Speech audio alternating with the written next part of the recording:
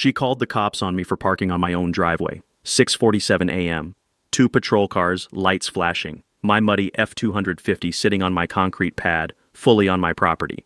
And Connie Riddell standing on the sidewalk, arms crossed, wearing that smirk like she'd already won.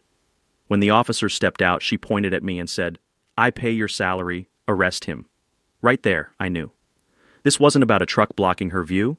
This was about power, control, the kind of small-town tyranny that crushes good people every single day. But Connie made one mistake, one critical miscalculation. She had no idea I'm a lieutenant colonel in the U.S. Army, 23 years dismantling threats a lot more dangerous than a suburban HOA dictator. So what would you have done? Drop your story below. I read every comment. And where are you watching from? Let's see who else is dealing with petty tyrants right now. Let me back up. My name is Vance Hartwick. Lieutenant Colonel, U.S. Army Intelligence, 23 years active duty. I'd just transitioned to reserve status, 1 weekend a month, keeping my hand in, and after 2 decades of living in base housing, moving every 18 months, sleeping in places where mortars were the alarm clock, I finally bought my first piece of real land. 4 acres in Pinewood Estates, Colorado. Trees, space, quiet. My wife Marlena, ICU nurse, tougher than half the soldiers I've commanded, was thrilled. Our son was at West Point, our daughter studying engineering at CU Boulder. This was supposed to be our chapter, the peaceful one. Every morning I'd pour black coffee from my stainless percolator, step onto the porch, and just listen. The crunch of frost on gravel under my boots, the smell of pine resin mixing with diesel exhaust from my truck. Cold air that didn't taste like sand or burning oil. It was perfect, for about 8 weeks. Pinewood Estates is 47 homes tucked into the hills outside Colorado Springs, a mix of retirees and young families with a voluntary HOA. No legal teeth, just a handful of people who like organizing block parties and arguing about mailbox colors.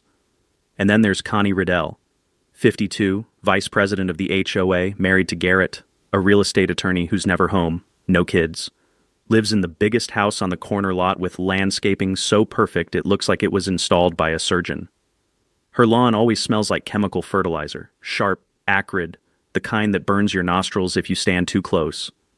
And she does these evening patrols where she walks the neighborhood in heels that click on the asphalt like a countdown timer. Click, click, click. She's one of those people who uses the HOA like a personal fiefdom where everything's about property values and community standards. But if you listen close, you realize it's just code. She's made comments about transient renters. That's the Hispanic family 3 doors down. And she calls the veterans' work van parked on the street clutter. You get the picture. 2 weeks after we moved in, Connie knocked on my door with a welcome packet, smiled, shook my hand, then waited while I flipped through it. She'd highlighted one section in yellow. Vehicles over 6,000 pounds should be garaged or parked behind fence line. My truck is 6,400 pounds. I looked up and she was still smiling. "Just a courtesy reminder," she said. "We like to keep things tidy." I nodded, thanked her, closed the door. Marlena was watching from the kitchen. "That woman's going to be a problem," she said. "Maybe," I replied. But Marlena gave me that look, the one that says you're too optimistic and it's going to bite you. She was right. 12 weeks in, I came back from a weekend drill covered in mud after running field exercises. Live scenarios, 0 sleep, the kind of training that keeps you sharp. And my truck looked like it had been through a war zone because, in a way, it had. I parked it on my driveway, my paved concrete apron 10 feet from the street, completely on my property, and planned to wash it that afternoon. Sunday morning, 7 a.m., Connie knocked. I opened the door mid-sip of coffee. "That truck needs to be moved immediately," she said, pointing like it was a dead animal. "It's an eyesore." I kept my voice level. "It's on my property, ma'am. I'll wash it this afternoon." Her face went red, not pink red, and she said, "We'll see about that," then turned and walked away with her heels clicking double time. Marlena called from the kitchen. "Told you." Monday morning, 6:45, I'm pouring my second coffee when I see the lights. 2 sheriff's patrol cars rolling up slow. And Connie, standing on the sidewalk, pointing at my truck like she's directing an airstrike. That's when this story really starts. The 2 deputies stepped out of their patrol cars, and I could see them doing the mental math before they even reached my porch. Young guys, professional, probably mid-30s. The taller one, nameplate read Kraus, spotted the military decal on my truck's rear window, then looked at me standing there in my Army PT shirt, and I watched his shoulders relax just a fraction. He walked up, polite but cautious, while his partner hung back by the vehicles. "Morning, sir," Kraus said. "We got a call about an illegally parked vehicle blocking access." He glanced at my truck, then at the wide-open street. then back at me with this look that said he already knew this was a waste of his time. "On my own driveway?" I said, keeping my tone even and friendly. Kraus sighed, pulled out his notepad, and walked over to check the property line, measured the distance from my truck to the street with his eyes, looked at the concrete pad, then turned to Connie, who was still standing on the sidewalk with her arms crossed like a school principal, waiting for detention to start. "Ma'am, the vehicle is entirely on private property," Kraus called over. "There's no violation here." Connie's voice carried across the yard, sharp and indignant. "I want a report filed. He's violating covenant standards. This is a voluntary community and he's refusing to comply." Kraus walked back to me and I could see him fighting the urge to roll his eyes. "Sir, we're going to clear this as unfounded. Have a good day." He handed me a card with the incident number, nodded, and headed back to his car. As they pulled away, I felt that familiar sensation. The prickle of adrenaline at the base of my skull, the same feeling I'd get 30 seconds before a mission briefing when you know the intel's about to get complicated. That evening, my inbox pinged with an email from Dale Pemberton, the HOA president, 68, retired insurance adjuster, the kind of guy who'd apologize for winning a poker hand. Subject line: courtesy reminder vehicle placement. The body was pure corporate vagueness about community aesthetics and voluntary compliance, but Dale had CC'd the entire street, 18 households total. Marlena read it over my shoulder and said, "She's building a paper trail." She was right. So I replied to all, kept it short and factual, cited my property survey, noted there was no enforceable covenant according to county records, and attached a PDF of my plat map showing the property lines clear as day. The sound of Marlena's tea kettle whistling drifted in from the kitchen, and I could smell chamomile and honey mixing with the wood smoke from someone's fireplace down the street. And for a moment I let myself imagine this might be the end of it. It wasn't. Next morning I walked out to grab the newspaper and found an orange traffic cone sitting right at the edge of my driveway, not mine. I checked my security camera footage from overnight, and there it was. 11 p.m., a silver Lexus sedan pulled up, passenger door opened, Garrett Riddell stepped out, placed the cone, got back in, drove off. Took him 40 seconds. I picked up the cone, walked 3 houses down, and set it on Connie's pristine porch with a handwritten note underneath. "Believe you dropped this, V." Marlena saw me walking back and just shook her head. "You're poking the bear," she said. "Bear poked first," I replied. That afternoon, a county code enforcement truck pulled into my driveway and outstepped Raul Espinoza, mid-40s, wearing a county polo shirt, and the expression of a man who'd seen every stupid neighbor dispute known to mankind. "Mr. Hartwick, got a complaint about unpermitted grading work on your property? You do any earth moving recently?" I shook my head. "Bought it as is 8 months ago. Haven't touched the grading." Raul walked my property line, checked the drainage, looked at the slopes, then came back shaking his head. "Man, I'm sorry. This is the 5th bogus call I've gotten from this street this month alone. Somebody's got way too much time on their hands." I offered him coffee and we stood on the porch for 10 minutes while he vented, and that's when he gave me something I hadn't considered. "You know," Raul said, lowering his voice, "you can request your own property inspection report from the county for $15. Shows every complaint ever filed against your address going back years. I've seen guys in situations like yours use it to prove harassment patterns if things go sideways." He wrote down the department number on the back of his card. I remembered a contractor buddy from Fort Carson who dealt with a nightmare neighbor pulling the same stunt. Anonymous complaints, code enforcement visits, the whole 9 yards. And he'd gotten that report, taken it to a lawyer, and the harassment stopped cold within a week. I filed the request that same afternoon. $15 felt like the best money I'd spend all year. What I didn't know yet was how much worse things were about to get, or how useful that little piece of paper would become. 3 days later, I started noticing cars slowing down in front of my house, people I'd never met giving my property the once-over like they were casing it for a heist. Turned out Connie had been busy with a petition, Voluntary Covenant Enforcement Initiative, going door to door collecting signatures and framing the whole thing as protecting property values in the neighborhood. She'd even pulled recent appraisal data showing a slight dip in home prices over the past quarter, conveniently blaming it on commercial vehicles and non-conforming property maintenance, which was code for my truck and the work van belonging to the veteran 2 streets over. By the end of the week, she had 11 signatures out of 47 homes, mostly retirees who didn't know the details and just signed whatever Connie put in front of them while she smiled and talked about keeping the neighborhood beautiful. Then the anonymous letter showed up in my mailbox. No stamp, no return address, just a single sheet of printer paper with a message in Times New Roman. Military types think they're above the rules. Sell and move to base housing where you belong. Marlena found it when she got home from her hospital shift, and I watched her face go from confused to furious in about 3 seconds flat. I took the paper, held it up to the light, and caught the faintest scent of lavender. That distinctive, expensive hand lotion Connie wore everywhere. The kind that announces her presence 5 seconds before she enters a room. Marlena had mentioned it once after a block party, said it smelled like a funeral home, and now here it was, literally on a threat letter in my mailbox. I slipped it into a plastic sleeve and filed it in my growing folder of documentation right between the orange cone photos and the bogus code enforcement complaint. The following Tuesday, Marlena came home from her night shift at the ICU, shaking with a kind of anger I hadn't seen from her in years. Her car had gotten a parking ticket while she was working, parked legally on the street in a 2-hour zone that lifted restrictions after 6 p.m., but somehow she got cited anyway. She fought it, got it dismissed within 48 hours because it was obviously bogus, but the stress of dealing with it after a 12-hour shift where she'd lost 2 patients had left her exhausted.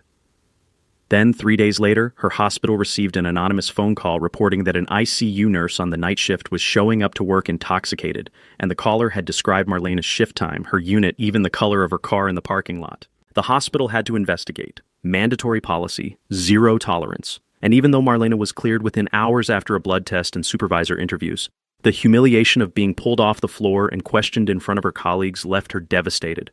She came home that morning, still in her scrubs, and just stood in our kitchen with tears running down her face. "She went after my job, Vance," Marlena said quietly. "She called my hospital and tried to get me fired." I felt my jaw tighten in that way it does when I'm making decisions, and Marlena recognized the look immediately. She'd seen it before every deployment, every time I had to shift from husband mode into operator mode. "I need to make some calls," I said. Marlena just nodded, poured herself tea, and said, "Burn her down." I reached out to Captain Lynette Torrens, an old JAG buddy who'd helped me navigate a landlord dispute 2 years earlier when some clown tried to keep our entire security deposit because we'd hung pictures on the walls.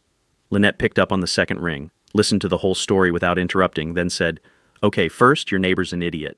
Second, if she's making false reports to your wife's employer, that's called tortious interference, and you could sue her into next Tuesday if you wanted." But Lynette's real advice was simpler. Document everything and create an official paper trail. File a harassment report with the sheriff, even if nothing comes of it right now, she said. Courts love timelines. If this woman escalates, you'll have dated evidence showing a pattern, and that's gold. I filed the report the next morning with Deputy Kraus, same guy from the driveway call. And this time he took it seriously, made notes, asked good questions, told me they'd flag it in their system. Then Lynette mentioned something I'd never considered. HOAs registered as nonprofits have to make their financial records public in Colorado. Costs like $50 and takes 2 weeks. But I've seen cases where board members were using association funds like personal piggy banks. If there's funny money, that's your leverage. I submitted the request that same afternoon. $50 felt like the best investment I'd made since buying body armor before my first deployment. What I didn't know yet was just how messy Connie's books were going to turn out to be. 2 weeks later, Connie called an emergency HOA meeting and pressured Dale into sending out the notice with exactly 24 hours advance warning, which meant most people couldn't attend because they had work or plans they couldn't cancel on short notice. 19 neighbors showed up anyway, mostly out of curiosity because the agenda was vague as hell. Just said, "Discuss enforcement mechanisms," without any details. Connie had prepared a full slideshow, which she projected onto the community center wall using Dale's ancient laptop, and for the next 15 minutes we all sat there watching her click through photos of my truck from various angles. Close-ups of my survey stakes with their pink flagging tape, even shots of my security cameras mounted on the house. She argued for implementing voluntary fines of $100 per violation and hiring private security to patrol the neighborhood on weekends, which would have cost each household about $40 a month according to her spreadsheet. I was sitting in the back row, arms crossed, just watching her perform, and I'll admit there was a small part of me that was impressed by the sheer commitment to pettiness. This woman had compiled a 20-slide presentation complete with bar graphs about declining property values, all because she didn't like looking at my truck. About halfway through, Marcus Tillman raised his hand. He's a postal worker, early 50s, lives 4 houses down, and he'd always struck me as the kind of guy who sees through nonsense. "Connie," Marcus said, voice calm but firm, "this feels personal. His truck's parked on his own property." "Why do we care?" Connie's face went tight and she said, Because people like him don't respect community standards, and the way she said people like him landed in the room like a grenade. The temperature dropped about 20 degrees. Several neighbors exchanged glances. Dale cleared his throat nervously and said, "Maybe we should table this discussion for another time, when we've had a chance to review the bylaws more carefully," which was his polite way of saying this meeting was a disaster. Connie glared at me as people started filing out, and she said loud enough for everyone to hear, "You think you're untouchable." I just smiled, nodded, and walked out into the parking lot where the smell of fresh asphalt and cut grass hung in the cool evening air. That night I sat at my kitchen table with Marlena and went through the HOA financial records that had arrived 3 days earlier. 18 months of expenses printed on cheap copy paper and stapled together in a packet that looked like it had been assembled by a high schooler. It didn't take long to spot the problems. Connie had been billing administrative expenses totaling $8,400 over 18 months. Receipts were vague as hell, just line items like office supplies, consulting fees, and community outreach materials. One entry jumped out immediately: $1,200 paid to Garrett's law firm for covenant review services, which is a fancy way of saying her husband billed the HOA to read documents he should have reviewed for free as a board member's spouse. I took photos of every page with my phone, and Marlena, who'd spent 15 years managing ICU budgets and knew how to spot financial irregularities, circled 3 entries in red pen. "This is self-dealing," she said. "Nonprofits can't pay board members or their families without full board approval and disclosure. If she didn't get a vote on this, it's fraud." I'd learned enough about nonprofit law during a deployment to Afghanistan where we'd worked with NGOs to know that board members who funnel money to themselves can be removed and sometimes prosecuted, but I needed to verify the rules for Colorado specifically. A quick Google search confirmed what Marlena suspected. Any financial benefit to a board member requires disclosure and a conflict of interest vote by the rest of the board. There was no record of either in the meeting minutes Dale had posted online. The next morning, Marcus caught me at the mailbox and walked over with his hands in his pockets, looking like he had something to say, but wasn't sure how to start. "I've lived here 9 years, Marcus said finally. "Connie's run off 3 families that I know of. Always finds a reason. Noise complaints, property maintenance, whatever. But it's never the white folks, you notice that. He told me she'd filed noise complaints against him for loud music even though he doesn't own speakers, just listens to NPR on a clock radio. She'd called animal control on the Hispanic family, claiming their beagle was a vicious dog that threatened children. She'd reported the veterans' work van as an abandoned vehicle 3 times until the sheriff told her to stop wasting their time. If you're building something to push back," Marcus said, "count me in. I'm tired of watching good people leave because one woman thinks she runs the neighborhood." I shook his hand and said, "I'll be in touch." Walking back to my house, I could hear Connie's voice drifting from her open window, sharp and angry, talking on the phone to someone about that military troublemaker, and I smiled because I knew she was scared. People like Connie thrive on control, and the moment they feel it slipping, they make mistakes. I was counting on it. I couldn't sleep that night, so around 2 a.m., I found myself at the kitchen table with my laptop, digging through public county records the way I used to dig through intel reports, looking for patterns nobody else had noticed. Property records, tax assessments, court filings. All of it available online if you know where to look and have the patience to wade through bureaucratic database systems designed by people who apparently hate user interfaces. I started with Connie and Garrett's address, pulled up their property record, and sat staring at the screen for a full minute trying to process what I was seeing. $47,000 in unpaid property tax liens going back 2 years, with foreclosure proceedings that had been paused due to a hardship application they'd filed 6 months ago. I cross-referenced with court records and found a malpractice settlement from 8 months earlier where Garrett's law firm had paid out $230,000 to a client they'd screwed over in a real estate deal. And suddenly the whole picture snapped into focus like a surveillance photo coming into resolution. Connie wasn't obsessed with property values because she cared about the neighborhood. She was terrified that her own financial collapse would drag down home prices and expose her as a fraud, and every single complaint she'd filed, every petition she'd circulated, every meeting she'd called was just her projecting her own failure onto everyone else.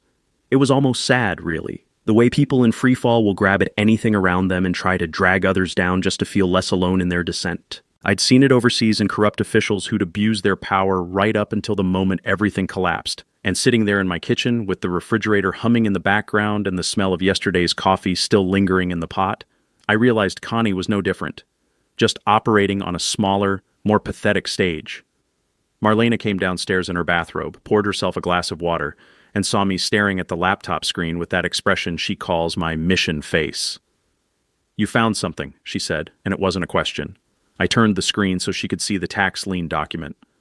She's broke, I said. The house is underwater, Garrett's firm is bleeding money, and she's been running a shell game with traffic cones and HOA petitions to distract everyone from the fact that she's about 6 months from losing everything. Marlena read through the documents, and I watched her expression shift from surprise to something that looked almost like pity, which is one of the things I love about my wife. Even when someone's trying to destroy us, she can still see them as human. Are you going to use this? She asked. I shook my head. Not directly, that's too crude, and it makes me look vindictive. But if she's this desperate, she's going to overplay her hand, and when she does, I want to be ready. The truth is, I'd learned in 23 years of military intelligence that the best way to defeat an enemy isn't to attack their weakness directly. It's to give them just enough pressure that they panic and make mistakes while you stand back and document everything they do wrong. Over the next week, I started making small, deliberate moves designed to remind Connie exactly whose property she was staring at every morning. I parked my truck prominently in the driveway every single day, washed and waxed so it gleamed in the sunlight like a monument to the fact that I wasn't going anywhere. I installed a flagpole in my front yard, perfectly within code, exactly 6 feet from the property line, and flew an American flag that I raised at dawn and lowered at dusk with the kind of military precision that turned a simple flag into a statement. I even added a decorative boulder near the property line, one of those big landscaping rocks that costs $300 and requires a small crane to place, positioned so it was perfectly visible from Connie's kitchen window every morning when she drank her coffee and stared at my house like it was a personal insult to her existence. Every single thing I did was completely legal, properly permitted where necessary, and designed to assert one simple fact. This was my property. I'd earned it through decades of service, and no amount of petty harassment was going to move me. Within 3 days, I could see her pacing her driveway on the phone, gesturing wildly, her voice carrying across the street in sharp, angry fragments that I couldn't quite make out but didn't need to because the tone said everything.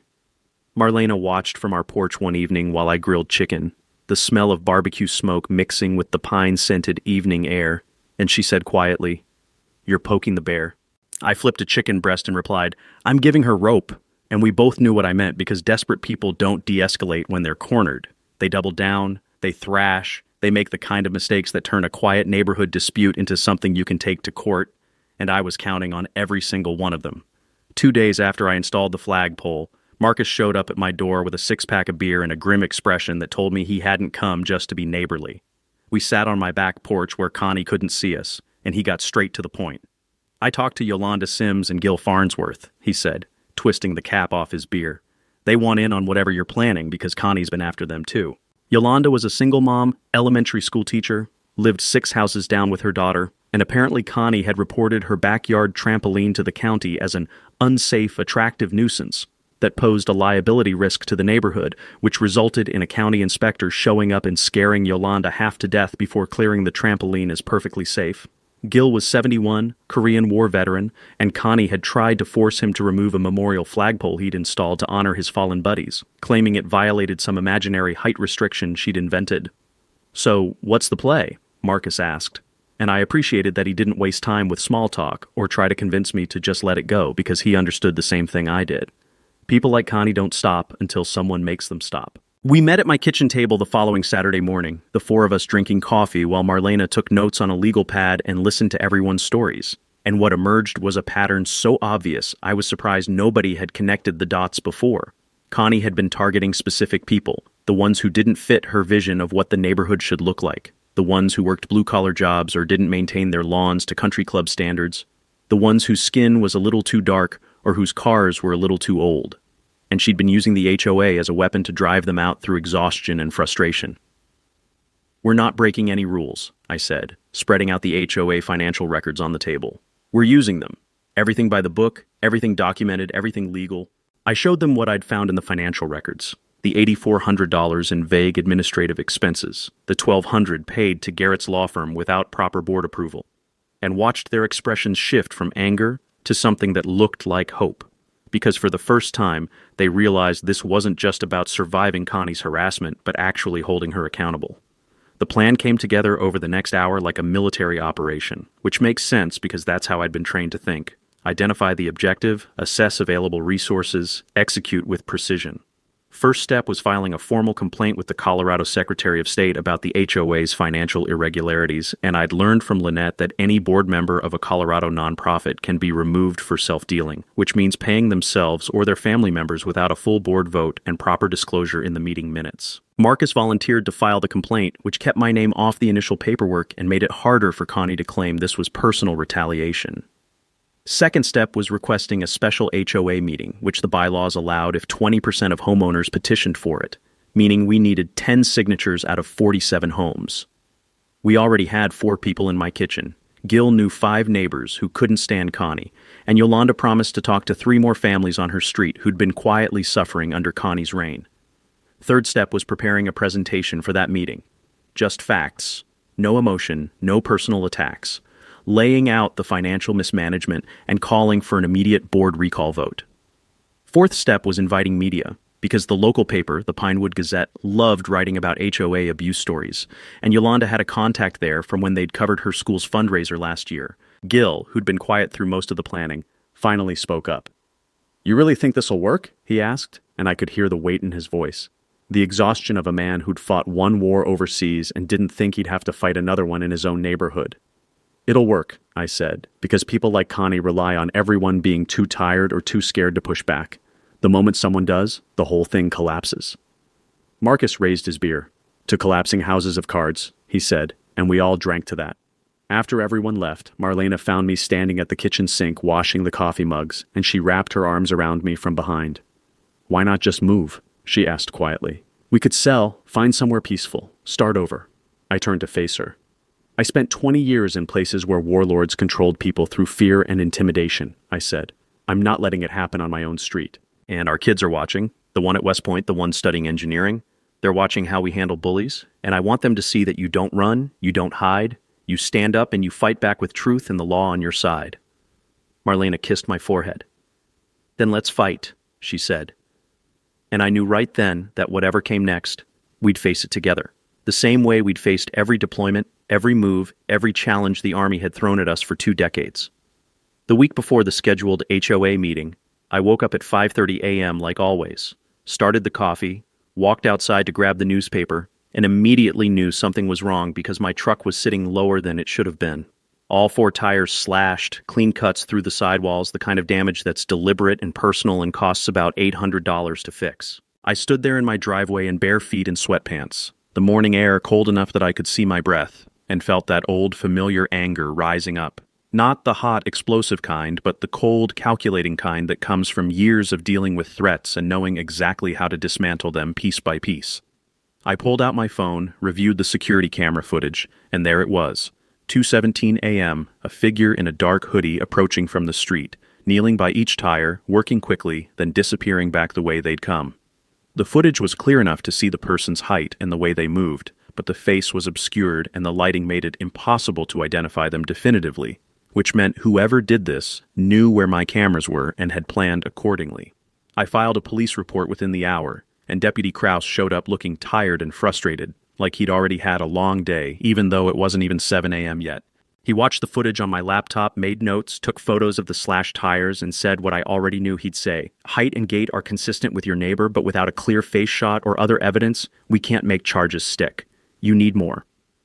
I handed him a printed timeline of every incident over the past 4 months. The false police calls, the code enforcement harassment, the hospital complaint against Marlena, the anonymous letter, and watched him flip through it with the expression of someone who's seen this pattern before and knows exactly where it's heading. "Keep this documentation," he said. "If she escalates again, and I think she will, you'll have everything you need for a restraining order at minimum." My insurance covered the tires, but that wasn't the point. The point was that Connie had crossed from harassment into property destruction, which meant she was panicking and making exactly the kind of mistakes I'd been waiting for. I knelt by the truck after Kraus left, running my hand over the slashed rubber, and the smell hit me, hot tire rubber mixed with the metallic tang of cut steel belts, acrid and sharp in the cold morning air, and I thought about all the times I'd dealt with insurgents who'd sabotaged equipment thinking it would break our will, not understanding that every attack just made us more methodical, more patient, more determined to see the mission through. 3 days later, the smear campaign started, and I'll admit I didn't see it coming because I'd underestimated how desperate Connie had become. Someone created a fake Facebook profile called Concerned Pinewood Resident and started posting in the neighborhood group, claiming that a new neighbor was an aggressive military type who threatened families, surveilled children with cameras, and had a history of violent behavior that the community should be aware of. The posts were vague enough to avoid direct libel, but specific enough that everyone knew they were talking about me, and within hours several neighbors had shared the posts before anyone realized the profile was only 3 days old with no real photos or history. Yolanda was the one who caught it first, took screenshots of everything before the posts got deleted, and called me immediately. "Vance, you need to see this," she said, and I could hear the anger in her voice, the kind of protective fury that comes from watching someone you care about get attacked with lies. I read through the screenshots and felt something twist in my chest, not for myself, but for Marlena and my kids, because these weren't just attacks on me. They were attempts to destroy my reputation in a community where reputation is everything, where a rumor can follow you for years and color every interaction you have with neighbors and friends. That evening, my son called from West Point, and I could tell he was trying to sound calm, but there was an edge in his voice. "Dad, someone tagged me in a Facebook post saying you're threatening people in your neighborhood. What's going on?" I explained the situation as clearly as I could, told him about Connie's escalating harassment and the fake profile, and he was quiet for a moment before saying, "You always told me to document everything and let the truth speak for itself. Are you doing that?" I smiled despite everything, because hearing my own advice reflected back at me by a kid who'd grown into a man while I wasn't looking reminded me why this mattered in the first place. "I am," I said, "and when this is over, I'm going to show you exactly how we handled it, because someday you're going to deal with someone like this, and you need to know that you don't fight lies with anger. You fight them with facts and patience and the willingness to let your enemy destroy themselves." After we hung up, I sat in my office, printed out the fake Facebook screenshots, added them to my growing file of evidence, and realized I'd completely stopped reacting emotionally to any of this because it had become just another operation, another mission, another problem to solve with the same tools I'd used for 23 years. The special HOA meeting was in 2 days, and I'd completed my dossier, timeline, photos, financial records, witness statements, everything spiral-bound and ready to distribute. And somewhere across the street, I knew Connie was preparing her own defense, probably printing out her own packets filled with accusations and deflections, not realizing that she'd already lost the moment she'd decided to fight facts with feelings. 3 days before the meeting, Dale sent out an email at 10 p.m. on a Sunday night with the subject line, "Meeting postponed indefinitely," and a single paragraph explaining that due to unforeseen scheduling conflicts and potential legal concerns, the special HOA meeting would need to be rescheduled at a later date to be determined. I read it twice, felt my jaw tighten, and immediately called Dale's cell phone, which rang 6 times before he picked up with a voice that sounded like he'd been dreading this call since the moment he hit send. "Dale, who told you to cancel the meeting?" I asked, keeping my tone level and professional even though I wanted to reach through the phone and shake some backbone into him. There was a long pause and I could hear his television in the background, some late-night talk show with canned laughter that made the whole conversation feel surreal. "Connie said there were legal concerns," Dale finally stammered. "Garrett reviewed the bylaws and advised that we might be exposing the board to liability if we proceed without proper notice and procedures, and I just thought it would be better to—" I cut him off. "Dale, the bylaws require you to hold a special meeting within 14 days of receiving a valid petition signed by 20% of homeowners. We gave you 11 signatures, which is 23%. If you don't hold this meeting, any homeowner can sue the board for breach of fiduciary duty, and I've got an attorney on standby who'd love to take that case." This was a bluff. I didn't actually have an attorney on standby.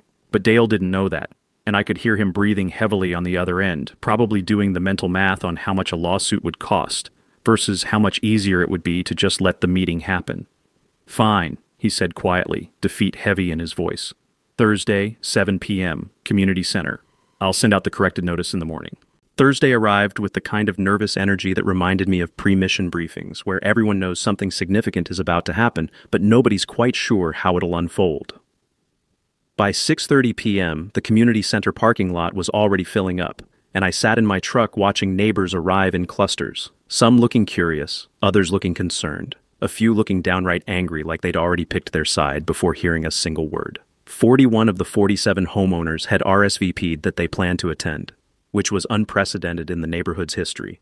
And as I walked toward the entrance with Marlena beside me and Marcus, Gil, and Yolanda a few steps behind, I could feel the weight of what we were about to do settling over me like the gear you put on before a patrol. Heavy, necessary, and impossible to take off until the job is done. Inside, the room smelled like burnt coffee from the ancient pot someone had started in the corner, mixed with the sharp chemical scent of floor wax that the janitorial service must have applied earlier that day, and the metal folding chairs made small, creaking sounds as people settled into their seats and pulled out their phones to record what they sensed would be worth documenting. Connie had arrived early and set up a table at the front of the room with stacks of her own packets. I could see them from across the room, printed on expensive paper with color-coded tabs, the kind of desperate over-preparation that signals someone who knows they're about to lose but can't stop themselves from fighting anyway.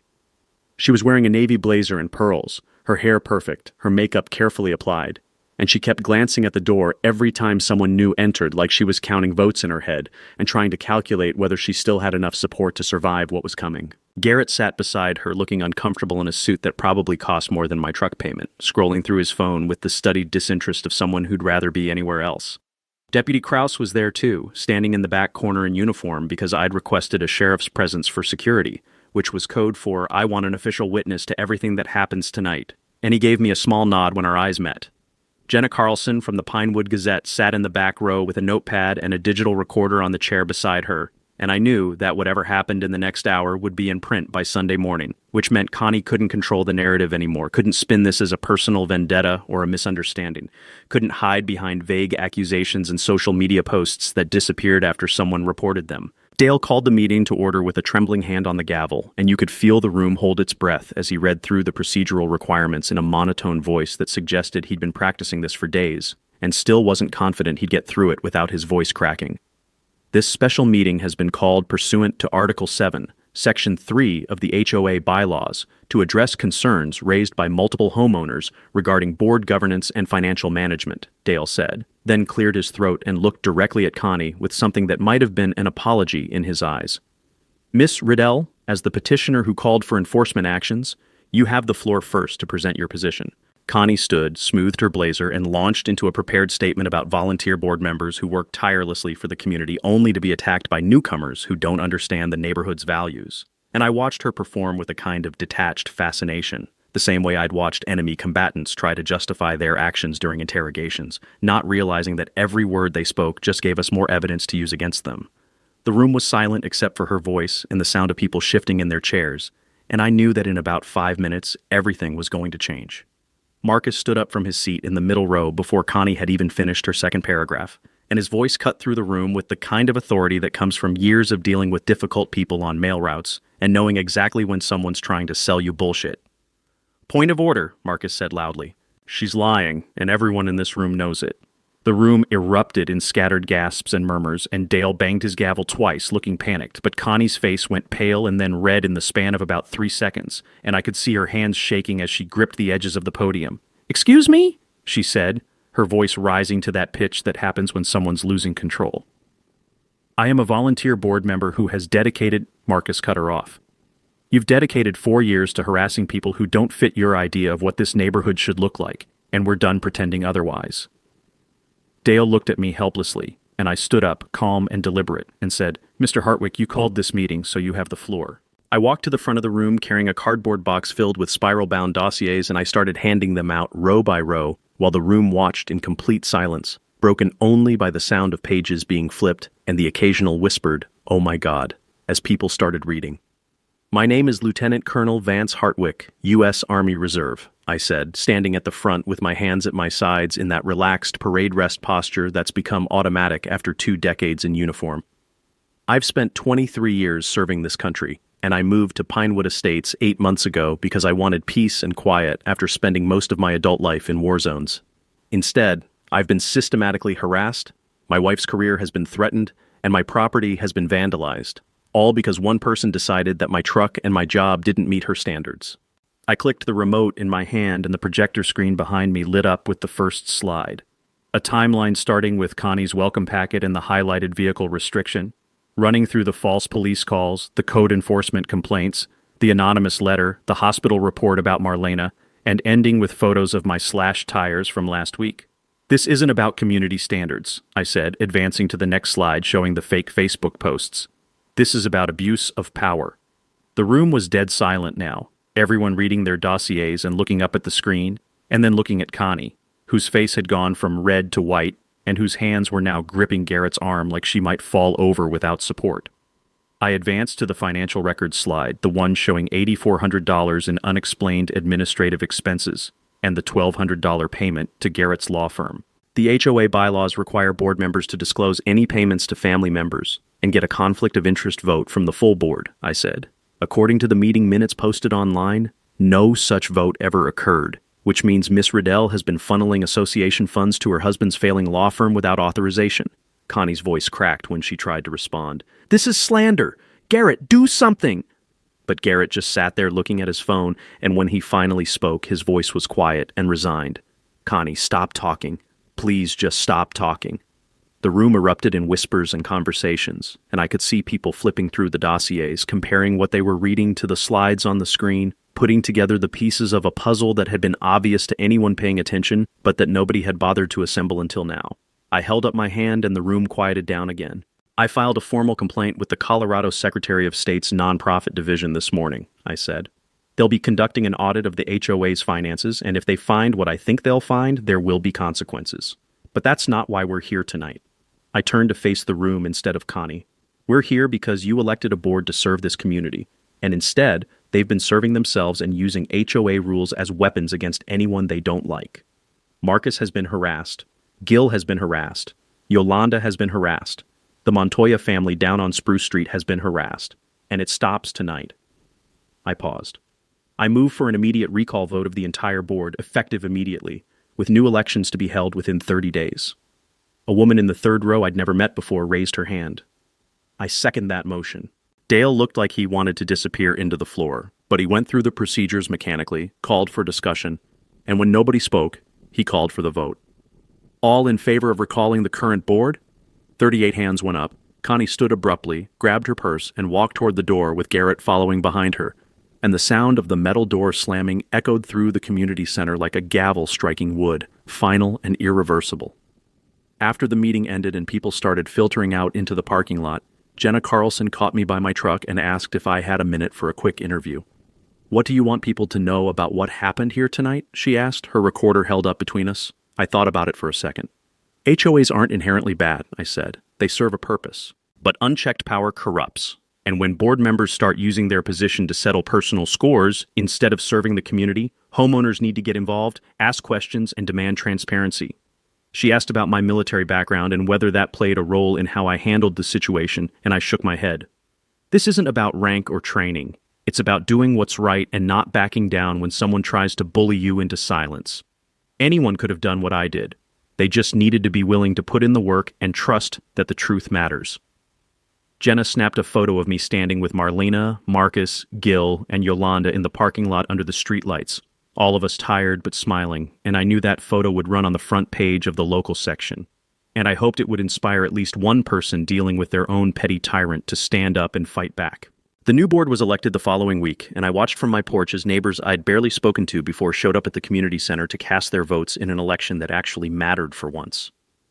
Marcus won the presidency with 42 votes, Yolanda became treasurer, and Gil took the secretary position, which meant the three people who'd been targeted most by Connie's harassment were now the ones running the organization she'd used as a weapon for 4 years. I declined when they asked me to join, told them I was just a homeowner who wanted to be left alone to drink coffee on my porch and watch the sunrise without drama, and Marcus laughed and said that was exactly why they'd wanted me, but he understood.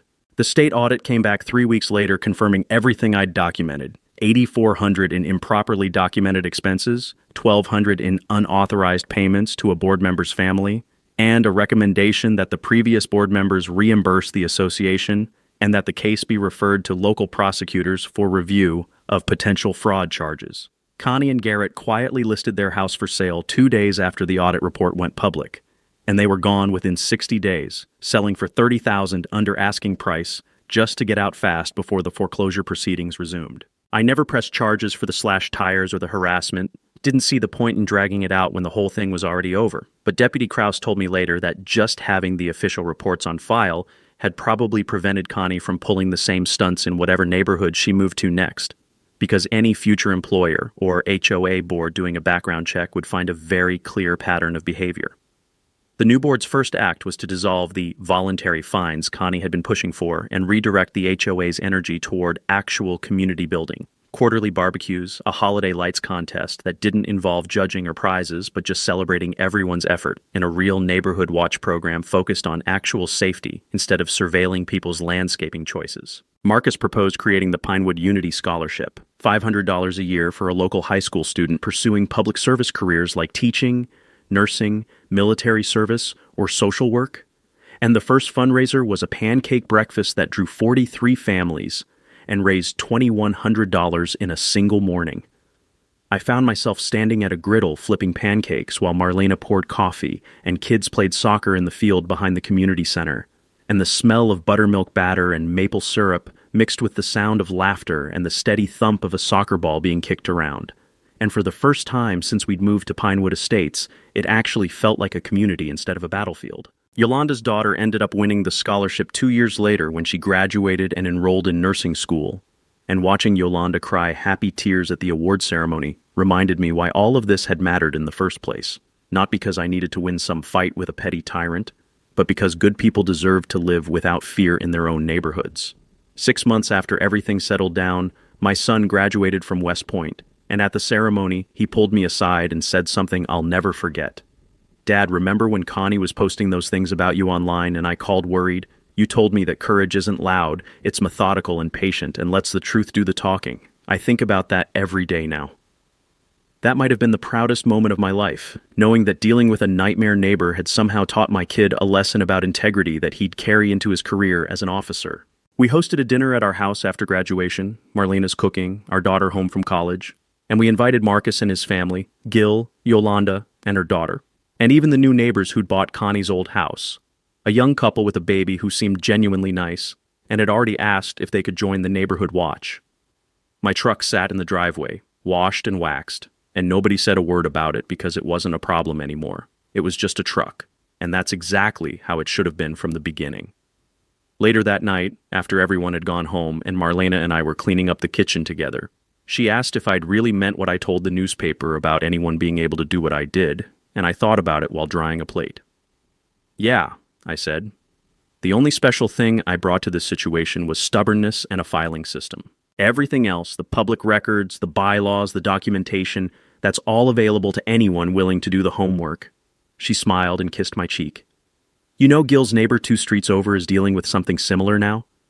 Developer trying to use eminent domain to force him off his land for a strip mall project?" I raised an eyebrow. "Is that so?" I said. And Marlena laughed because she knew that tone, knew I was already mentally reviewing what I knew about eminent domain law and thinking about who I could call for information. "You can't help yourself, can you?" she said. I shrugged.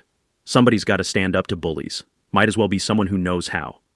So if you're dealing with your own HOA nightmare right now, the board member who thinks they run the neighborhood, the busybody who files complaints about everything you do, the petty tyrant who uses rules as weapons, drop your story in the comments below. The worst one gets featured in next week's video, and maybe we can help you find a solution, because nobody should have to live in fear in their own home. And if you love watching bullies get outsmarted by people who refuse to back down, hit that subscribe button because I've got more stories like this coming every Tuesday. Remember, quiet professionalism beats loud tyranny every single time. Thanks for watching, and I'll see you next week.